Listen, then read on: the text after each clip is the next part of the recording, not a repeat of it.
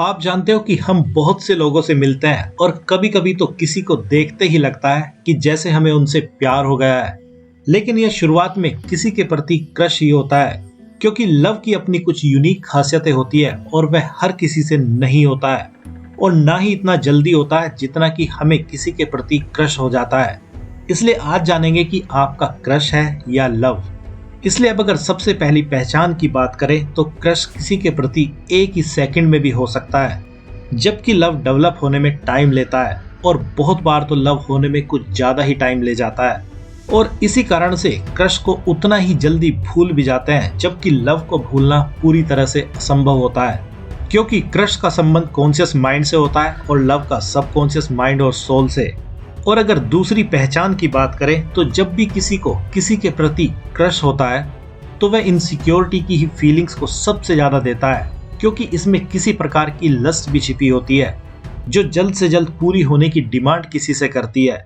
लेकिन लव किसी को केवल और केवल सिक्योरिटी ही देता है और उसको कोई जल्दी भी किसी बात की नहीं होती है। और अगर तीसरी पहचान की बात करें तो क्रश इंसान की कल्पनाओं की ही देन होता है, जिसमें जब हम किसी चीज की कल्पना करते हैं और ठीक वैसा ही कुछ हमें रियल लाइफ में दिखाई दे जाता है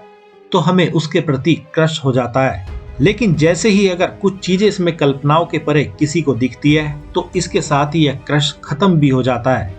लेकिन लव कल्पनाओं की देन नहीं होता है और ना ही इसमें किसी इंसान की कमियों से कोई ज्यादा फर्क पड़ता है, बल्कि लव या तो इन कमियों को भी एक्सेप्ट करना चाहता है या इसमें थोड़ा बहुत बदलाव करना चाहता है, लेकिन उस इंसान को छोड़ना नहीं चाहता है। और अगर लास्ट पॉइंट की बात करें तो क्रश जरा सी भी मुसीबत झेलने के लिए तैयार नहीं होता है और ना ही कोई अपने क्रश के बेस पर अपना कंफर्ट जोन छोड़ने के लिए तैयार होता है, क्योंकि लव में इसका बिल्कुल उल्टा होता है। कोई अपना कंफर्ट पूरी तरह से छोड़ने के लिए तैयार हो जाता है।